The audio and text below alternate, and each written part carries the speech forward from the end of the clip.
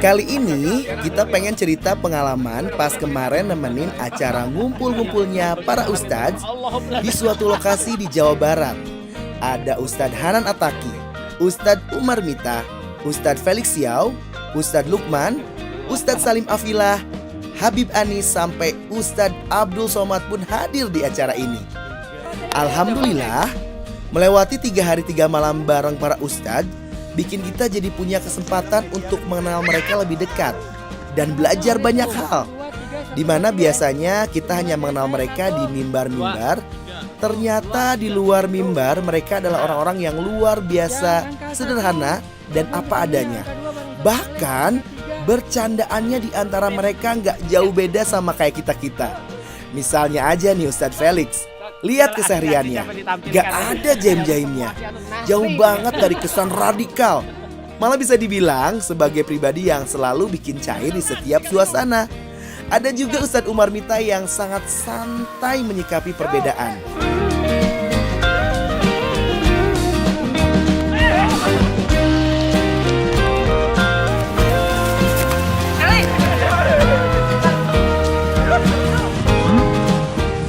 Suasana cair seperti itulah kesehariannya para ustadz selama di sana.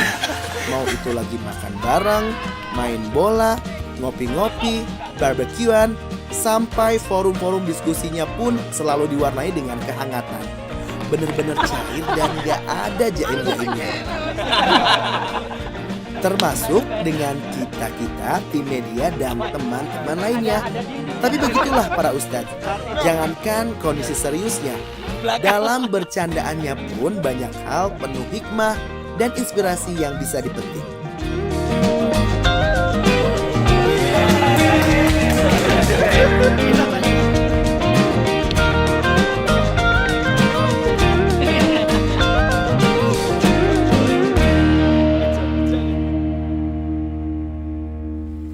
Malam terakhir, setelah barbekyuan dipimpin oleh Ustadz Salim Afilah dan Ustadz Hanan Attaqi, para ustadz pun mendoakan banyak hal, khususnya untuk Indonesia. Dari doa-doa mereka yang kita merasakan betapa mereka tulus mencintai negeri ini, sampai kita nggak mampu membendung air mata. Yuk teman-teman, kita doakan mereka, semoga dakwahnya semakin memberi banyak manfaat, dan kita sebagai murid-murid siap mensupport para ustadz.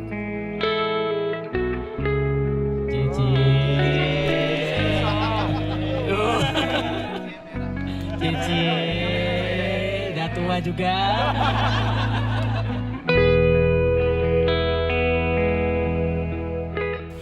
Kami ya Allah mencintai orang-orang saleh, meskipun barangkali kami belum termasuk di antara mereka. Kami ya Allah menginginkan kebaikan, meskipun kami pun masih tertatih-tatih untuk meraihnya. Allahumma innaka ta'lamu anna hadhihi al-qulub qad ijtama'at ala mahabbatik wa taqat ala ta'atik wa tawahhadat ala da'watik wa tawahadat ala nusrati syari'atik fawathik Allahumma rabitataha wa atim buttaha wa hadiha subulaha. Teman-teman, mari kita berdoa untuk guru-guru kita yang telah berjuang untuk dakwah mereka dengan perjuangan yang tidak mudah. Gak ada yang mereka harapkan dari semua itu, kecuali karena mereka cinta kepada umat ini. Ya Allah, mudahkanlah dakwah guru kami Ustadz Abdul Somad. Ringankanlah beban-beban di pundaknya. Turunkanlah untuknya pertolonganmu. Bukalah baginya jalan-jalan kebaikan. Kuatkan kesabaran beliau. Kami mencintai beliau karena Engkau ya Allah. Wahai Allah, bantulah dakwah guru kami Ustadz Felix Xiao. Orang sebaik beliau, sebersahabat beliau, ternyata masih banyak hati-hati dengki yang memfitnah dan tidak suka kepada beliau. Muliakan beliau ya Allah. Bersihkan nama baiknya. Jadikan dia dicintai oleh hamba-hambamu. Duhai Allah, bantu dakwah guru kami Ustadz Umar Mita. Akhlak beliau begitu santun. Hatinya penuh cinta. Dakwahnya adalah mencoba merekatkan perpecahan di antara hamba-hambamu. Beliau ingin melihat kaum muslimin ini bersatu dan bersaudara. Beratkan lisan beliau ya Allah, agar kata-kata beliau masuk ke dalam hati orang yang mendengarnya dan mereka berkenan terhadapnya. Tolonglah dakwah guru kami Ustadz Salim Afillah, Ustadz Luqmanul Hakim, Habib Muhammad bin Anis, dan semua guru-guru kami yang berdakwah di jalan-Mu ya Allah.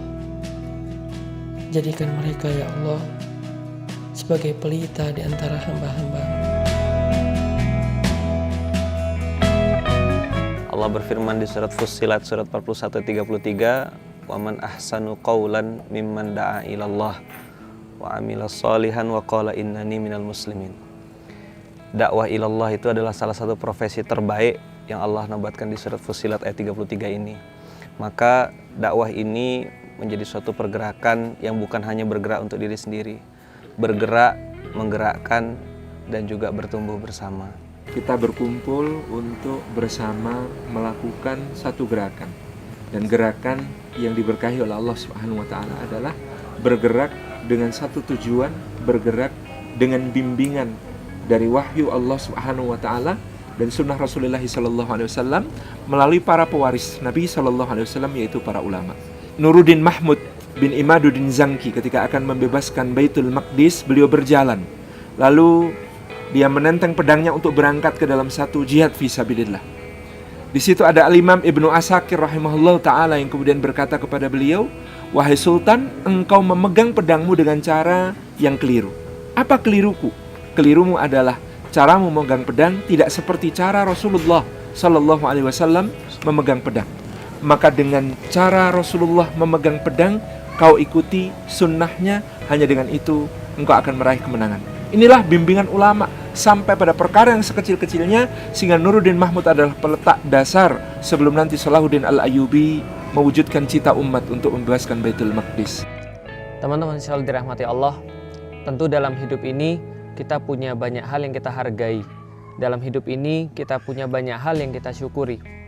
Dan saya terus-menerus mencari setiap hari apa kenikmatan-kenikmatan dalam hidup saya yang saya syukuri, apa kenikmatan-kenikmatan dalam hidup saya yang senantiasa harus saya ingat-ingat dalam kehidupan saya.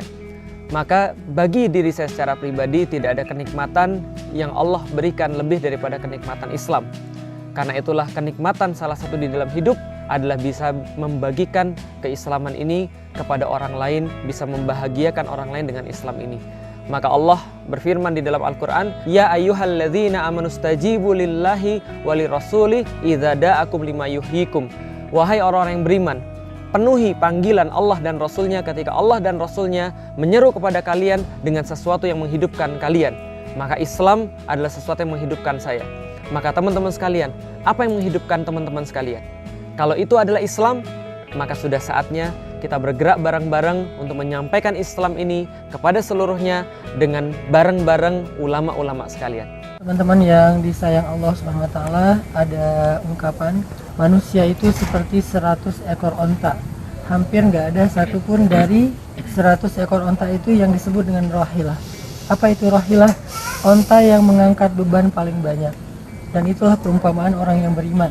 Artinya orang yang beriman itu tidak hidup hanya untuk dirinya sendiri, tetapi dia hidup untuk membawa beban sebanyak-banyaknya agar meringankan kehidupan orang lain.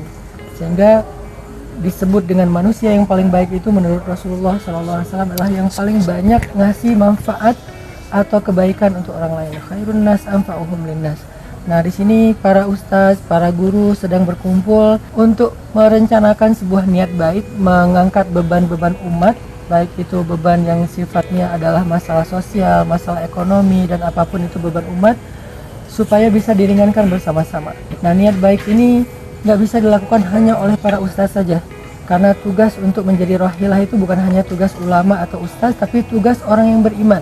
Sehingga yuk kita coba ekspresikan bukti dari keimanan kita dengan sama-sama bersama para ustadz. Yuk kita angkat beban umat bersama-sama, baik umat yang ada di Indonesia maupun umat yang ada di seluruh dunia. Beban umat yang tertindas, yang kelaparan, yang terusir, yang terzolimi, yang terjajah, yang sakit, yang miskin, yang tidak punya biaya sekolah dan seterusnya. Yuk kita angkat beban umat bersama-sama, para guru kita, para ustaz kita, sehingga kita semuanya tergolong di antara rahilatan. Ikhwan dan akhwat yang dirahmati oleh Allah, waktu Rasul SAW hijrah dari Makkah ke Madinah, dan sesampainya di Madinah, Rasul SAW langsung mempersaudarakan antara Muhajirin dan Ansor. Rasul langsung membantu perekonomian orang-orang yang ada saat itu. Rasul bahkan membantu mereka untuk mendapatkan rumah. Rasul juga membantu mereka supaya bisa mendapatkan pekerjaan dan lain sebagainya.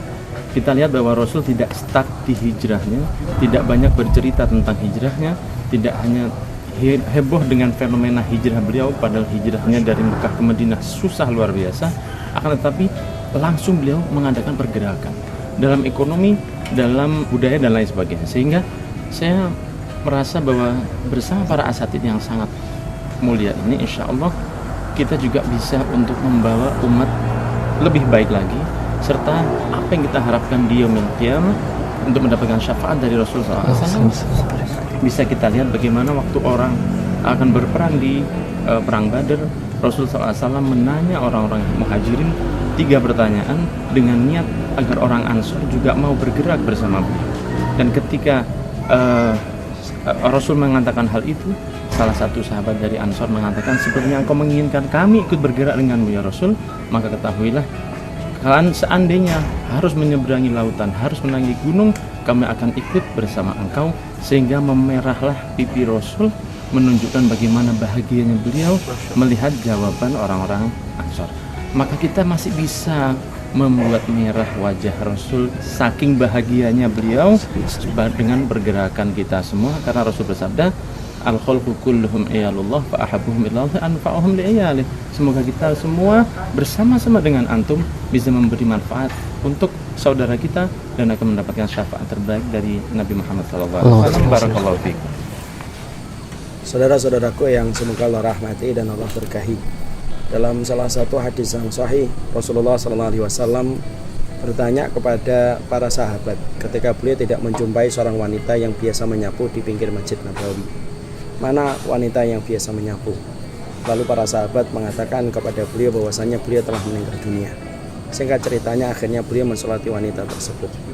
Tahukah kita bahwasanya ternyata atmosfer dan karakter kehidupan Rasulullah SAW di dalam ajarannya itu bukan hanya menciptakan pribadi solih, tapi ternyata setiap para sahabat, sampai seorang wanita yang tidak terlalu dikenal namanya, ketika dia hidup bersama Rasulullah, maka dia tidak hanya mencukupkan di dalam rumah, tetapi beliau ikut mengambil gagang sapu dan membersihkan Masjid Nabawi, karena itulah yang dilakukan oleh beliau dan bisa dikerjakan untuk membantu dakwah Rasulullah SAW. Kalaulah wanita saja dia rajin membersihkan Masjid Nabawi, maka sesungguhnya kita yang insya Allah mungkin memiliki banyak sekali potensi-potensi yang lebih dari wanita tersebut. Harusnya yang pertama kali mendapatkan manfaat dari potensi dan kelebihan kita adalah agama Allah, supaya menjadi bekal kita menuju kepada akhirat. Makanya betul kata para ulama terdahulu ketika mereka mengatakan kun nahron walatakun bi'ron. Kalau kalian itu jadi orang mukmin itu jadilah kayak sungai, jangan menjadi sebagaimana sumur. Sumur itu susah diambil manfaatnya, dipakai mancing tidak bisa. Ketika diambil airnya harus pakai pompa dan timba. Ketika dipakai untuk berenang, maka mentok, tidak bisa dipakai untuk berenang. Tapi beda dengan filosofnya sungai. Sungai itu dipakai apapun begitu murah dan begitu mudah memberikan manfaat. Dipakai renang bisa, dipakai mancing begitu gampang. Bahkan kita membuang kotoran pun, sungai akan setia mengantarkan kotoran kita ke tempat yang jauh. Maka hidup seorang mukmin itu kalau mereka sudah paham agama, bukan menjadi sumur, tetapi haruslah dia menjadi sungai. Dan semoga saya ingin menjadi sungai, dan antum saya harapkan juga menjadi sungai. Dan kita ketika menjadi sungai tidak bisa sendiri-sendiri, harus bareng-bareng, karena pada kebersamaan itulah Allah akan memberikan kebaikan dan pertolongan. Lisanul hal afsah min lisanil maqal. Perbuatan, action jauh lebih menyentuh daripada ucapan. Berapa banyak kata-kata yang tersusun indah, narasi yang begitu memukau, tapi dia hanya seperti istana pasir di tepi pantai ketika ombak datang, buyar, hilang. Apa yang membuat majelis ini? Apakah karena indah kata-katanya? Apakah karena syairnya yang luar biasa? Kita diajarkan dalam hadis an asila ila qarabati Rasulullah sallallahu alaihi wasallam ahabbu ilayya min an asila ila qarabati. Menyambung silaturahim dengan keturunan Rasulullah SAW lebih aku sukai daripada menyambung silaturahim dengan keluargaku sendiri, kata Sayyidina Abu Bakar Siddiq. Di dalam majelis ini kami menyambung silaturahim dengan Sayyidil Habib Anis bin Syahab. Di majelis yang lain kita mendengar Ustadz begitu bangga berkata, la farqa bainal arabi wal ajam, tak ada beda antara Arab dan non Arab, kullukum min Adam wa Adam min turab, kamu semua dari tanah kembali menjadi tanah. Tapi one man show dia sendiri.